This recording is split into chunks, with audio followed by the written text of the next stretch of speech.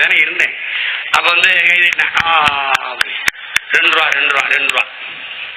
அந்த மாக்காய்க்க தோழர்கள், எங்க நாடு ஆகுது வல்லரசு அமெரிக்கா போலே, எங்க நாடு ஆகுது வல்லரசு. கலைஞர் அரிசி 2 ரூபா, எங்க நாடு வல்லரசு. விடிஞ்சா கக்குசுக்கு 4 ரூபா, எங்க நாடு வல்லரசு.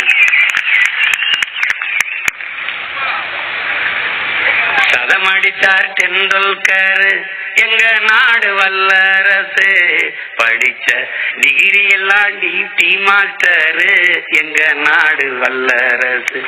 வீராங்கன தானியா மிர்சா, வீராங்கன தானியா மிர்சா,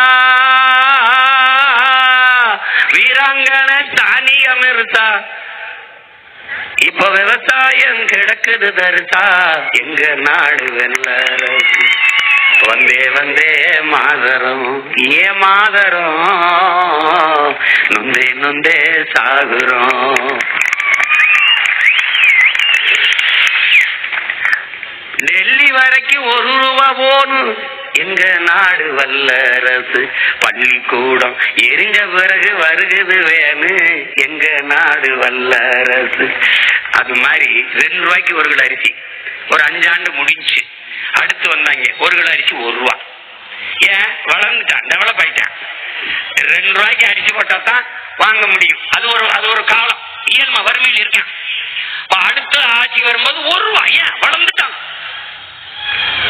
1 ரூபா.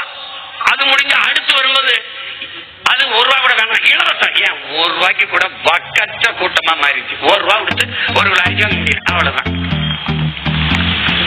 ஒரு பராரி கூட்டமாக மாற்றியதை தவிர இந்த மாநில தமிழ் மக்களை இவர்கள் செஞ்ச ஒண்ணு சொல்லு பார்ப்போம்.